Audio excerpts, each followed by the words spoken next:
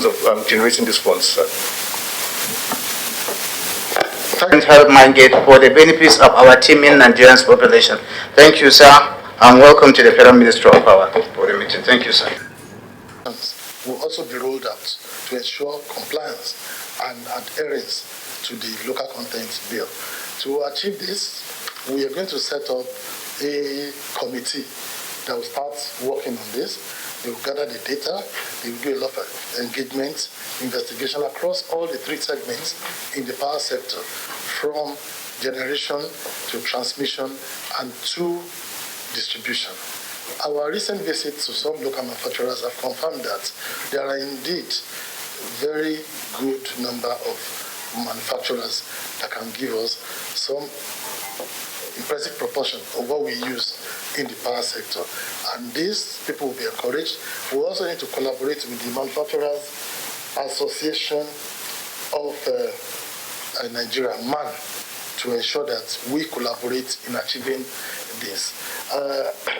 There is a legislation in the works at the National Assembly on local content that encompasses the power sector. This committee will work on accelerating the passage of these bills. If there is need for a public hearing, we'll all go there as power sector stakeholders to defend this bill. And I'm sure that Mr. President will not hesitate to sign these bills into law as soon as it is passed. The advantages of this cannot be overemphasized. It starts from job creation for our teeming unemployed youth. It reduces their idleness. It gets them engaged. It will increase national productivity.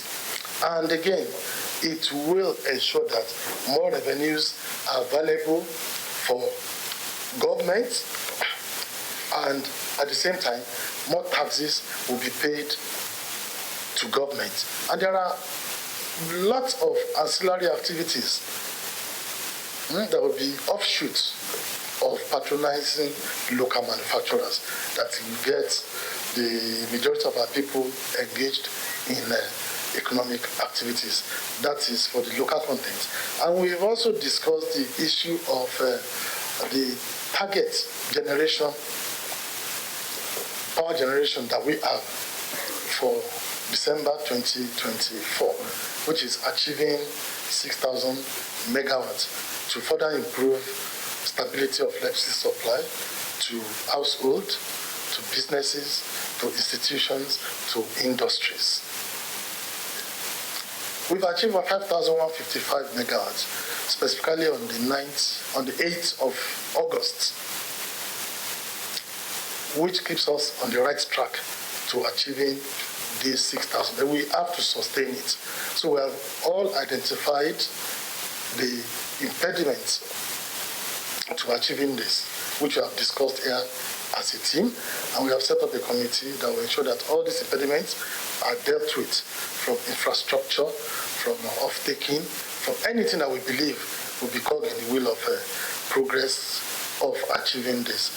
We also acknowledged the current face-off with the Manufacturers Association of Nigeria in terms of resistance to the new tariff regime, which we believe is the way to go if we have to sustain even manufacturing activities in Nigeria. And what we have decided is to engage them further in terms of meeting with the man as a team, and let us discuss on meeting on the middle ground. And believe this issue will be a thing of the past. We also talked about engaging the meter producers, the smart meter producers, in terms of meters having the capability of ensuring differential tariff for different time of use, the peak and off-peak, to ensure that we encourage power utilization during the off-peak, which is currently low.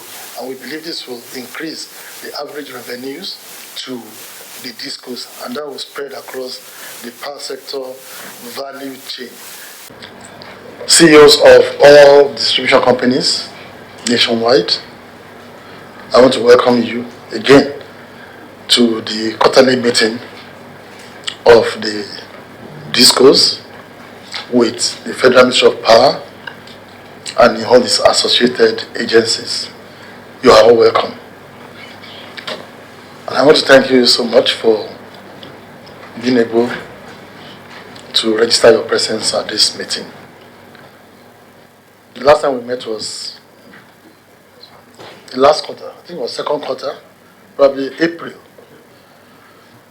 And we said that it's going to be a regular forum whereby we interact, we discuss issues across the sector and get feedbacks from you as the closest to the electricity consumers, and we also put heads together on the way forward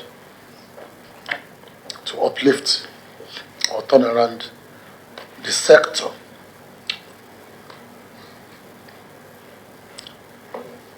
This is an opportunity for us to receive feedbacks from you again on activities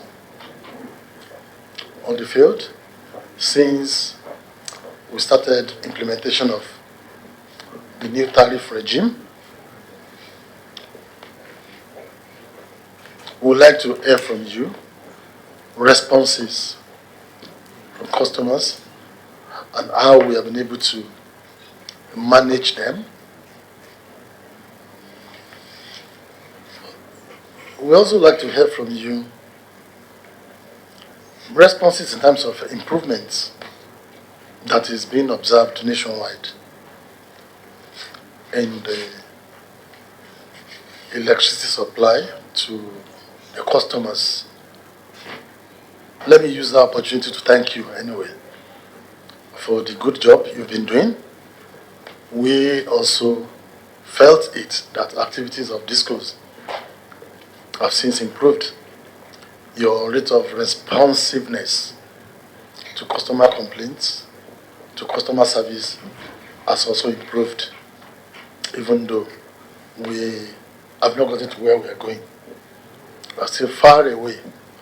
But when we notice such positive improvements, we also need to bring it to your notice and commend you and engender you to not to rest on your horse. We need to do more. And this goes to tell us that Nigerians are watching. When we are performing, they see it. When we don't perform, they say it. We all know the avalanche of criticisms, condemnations that we witnessed in the first quarter of this year,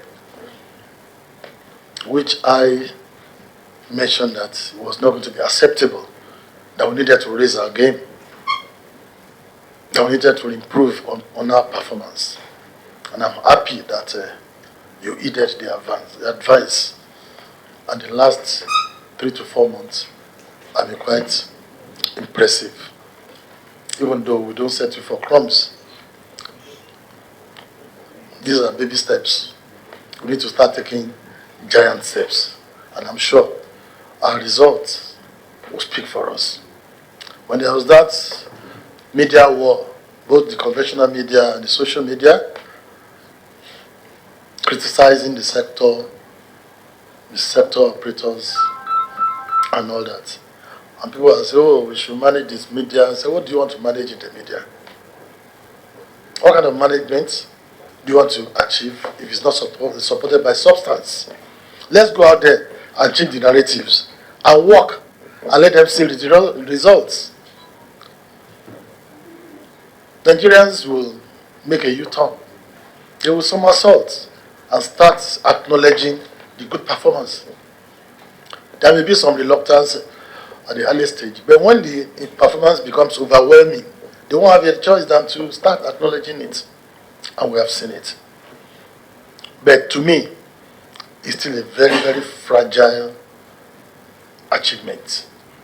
The only way we can consolidate it is to make it sustainable and to even improve upon it.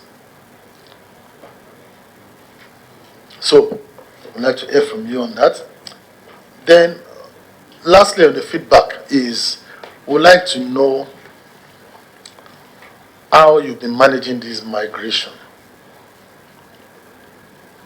from the lower bands to band A. We all know that there's an incentive to migrate our customers to band A, where we can charge a cost-reflective tariff. But the tariff being paid by other bands today is below cost of production, of generation, not to add wheeling charges, not to add disco charges. Our plan is to eventually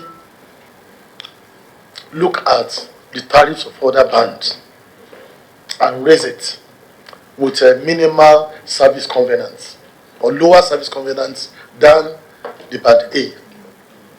But the mood of the country today does not permit that. It does not. You can't even try. We can't even touch it.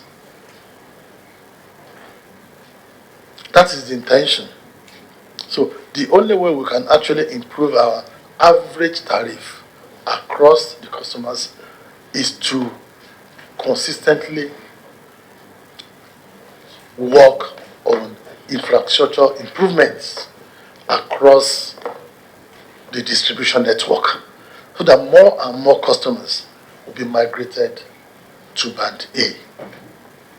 Once they are migrated and you are fulfilling the service covenant of minimum of 20 hours, fine, there will be minimal resistance here and there. But because they are happy with service, the resistance will be lower than it used to be. So you still collect.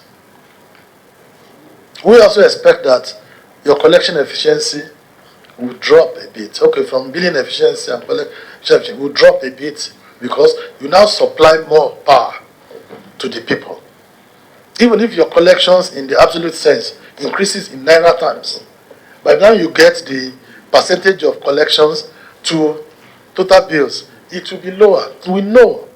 But with time, it will ramp up. It will ramp up. So we still don't need to reject power. Let us keep supplying. Once the mood of the customers is changing for the positive, their readiness to pay or willingness to pay too will also improve. And I know that I made a call to one or two of the CEOs of Disco